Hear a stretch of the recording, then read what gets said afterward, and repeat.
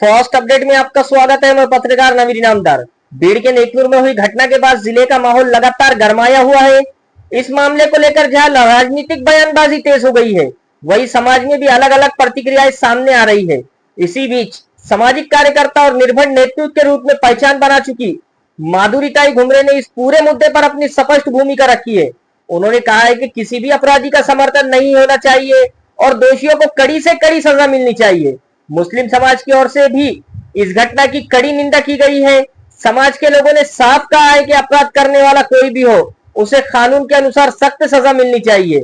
लेकिन कुछ लोग इस घटना को हिंदू मुस्लिम विवाद का रूप देकर समाज में नफरत फैलाने की कोशिश कर रहे हैं। माधुरीताई घुमरे ने कहा है कि जनता ने जनप्रतिनिधियों को सिर्फ हिंदू या मुस्लिम के रूप में नहीं, बल्कि भारतीय नागरिक के तौर पर काम करने के लिए चुना है। ऐसे समय में समाज को बांटने की राजनीति नहीं, बल्कि संविधान और इंसानियत की बात होनी चाहिए। उन्होंने फुले शाहू और डॉक्टर बाबा साहेब अम्बेडकर के विचारों का उल्लेख करते हुए कहा कि महाराष्ट्र की पहचान हमेशा सामाजिक एकता और न्याय की रही है। इसीलिए नफरत फैलाने वाली ताकतों ज्यादा समय तक सफल नहीं हो सकती। फिलहाल इस पूरे मामले को लेकर सोशल मीडिया पर भी बड़ी चर्चा देखने को मिल रही है और कई लोग माधुरीताई की भूमिका का समर्थन कर रहे हैं। इस मुद्दे पर आपकी क्या राय है, कमेंट करके जरूर बताएं। वीडियो पसंद आए तो लाइक करें, शेयर करें और चैनल को सब्सक्राइब करना ना भूलें। धन्यवाद। सर्वांना जय जिजाऊ। बीड जिल्ह्यात नेकनूर या ठिकाणी हिंदू जन आक्रोश मोर्चाचं काल आयोजन करण्यात आलं होतं आणि त्या आयोजन सभेमध्ये संबोधित करण्यासाठी अहिल्यानगरचे लोकप्रतिनिधी संग्राम जगताप आणि पुण्याचे महेश लांडगे त्या ठिकाणी आले होते। त्यांनी त्या सभेमधून संबोधित करण्यापेक्षा समाजामध्ये संभ्रम निर्माण केला आहे, समाजामध्ये जातीमध्ये तेढ निर्माण करण्याचं काम केलं आहे आणि ते कसं तेढ निर्माण करण्याचं काम केलं आहे ते सांगण्यासाठी मी आज तुमच्या समोर आलेले आहेत। संग्राम जगताप अहिल्यानगरचे लोकप्रतिनिधी आहेत। ते म्हणतात की अन्यायाची मालिका या ठिकाणी संपणार आहे। कसला अन्याय, कोण कुणावर अन्याय करतो? जर अन्याय होत असेल तर संग्राम जगताप तुम्ही सत्तेतले आमदार आहात, तुम्ही सत्तेत आहात, तुम्हाला लोकांनी निवडून दिले न्याय मागण्यासाठी तुमच्याकडे, आणि तुम्ही जर अन्यायाची भाषा वापरून दुसऱ्या ठिकाणी येऊन अशी भडकाऊ भाषण करत असताल तर हे तुम्हाला शोभत नाही। आणि तुम्ही जर म्हणत असाल अन्याय अन्याय, कोण कुणावर अन्याय करतं? या महाराष्ट्रातला बहुजन हिंदू आणि मुस्लिम बांधव यांच्यात कधी वादच नाही। त्याच्यामुळे तुम्ही अन्यायाची किंवा अशी भडकाऊ भाषण करण्याची काही आवश्यकता नाही। कारण या महाराष्ट्रामध्ये जेव्हा 6 डिसेंबर 1992ला बाबरी मस्जिद पडल्यानंतर सुद्धा या महाराष्ट्रात विखुरलेला खेड्यापाड्यात शहरात मुस्लिम समाज आहे, त्यांच्या केसालाही धक्का लागला नाही। याच्यावरून सिद्ध होतंय की आमच्यातला एकोपा कालही होता, आजही आहे आणि उद्या सुद्धा राहणार आहे। संग्राम जगताप संबोधित करताना किंवा स्टेजवर बोलताना जी भाषा वापरतात, काय भाषा वापरतात? भांडणाच्या संदर्भात की डुकरीनीचे पिल्ले, हे शोभतं का ह्या लोकप्रतिनिधीला? आणि झुरळाची उपमा देतात। हे लोकप्रतिनिधींना कुठली भाषा ही तुमची?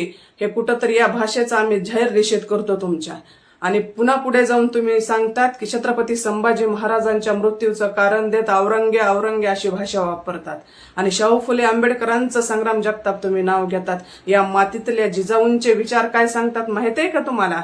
आपलं युद्ध आपल्या शत्रूसोबत होतं, आपलं भांडण आपल्या शत्रूसोबत होतं, पण आपल्या युद्धामध्ये जर शत्रू धरारते पडला तर त्याच्या मूठ मातीचं अगदी नियोजन, अगदी रिस्पेक्ट देऊन, सन्मान देऊन त्याचं मूठमाती केली जाते आणि त्याच्या महागारी त्याला असे अपशब्द वापरले जाऊ नये किंवा ते जाणार नाहीत याची काळजी घेणाऱ्या जिजाऊ, आणि ह्या जिजाऊंची शिकवण तुम्हाला माहित नाही आणि तुम्ही शाहू फुले आंबेडकरांचं नाव घेता।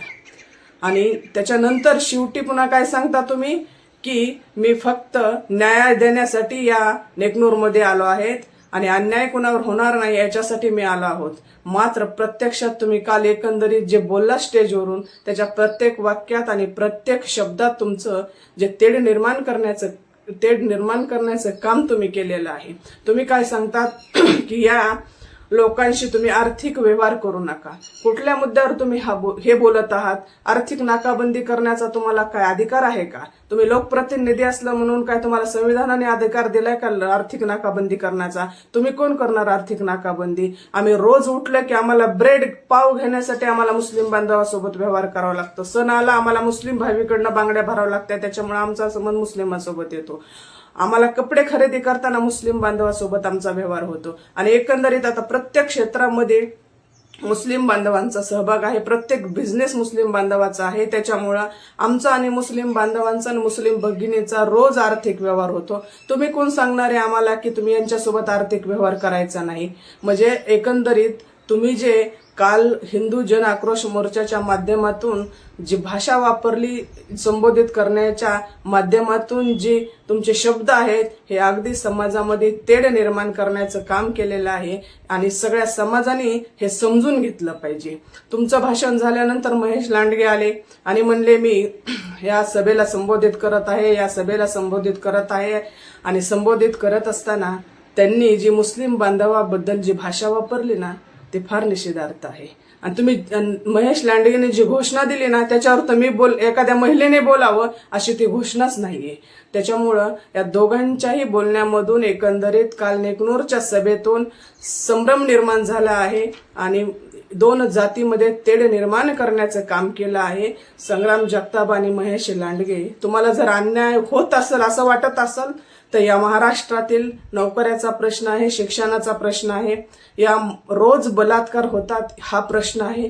तुम्ही याच्यासाठी बोला आणि याच्यासाठी लढा. आणि असं समाजामध्ये तेढ निर्माण करण्याचं काम करू नका ना. तुम्ही जर ते तेढ निर्माण करण्याचं काम करत असाल तर नक्कीच समाज ह्याला उत्तर देईल. आणि समाजाच्या हे एकंदरीत लक्षात आलं आहे. आणि समाज म्हणून आम्ही भांडणार नाहीत एवढं या व्हिडिओच्या माध्यमातून सांगते. धन्यवाद. जय जिजाऊ, जय भीम.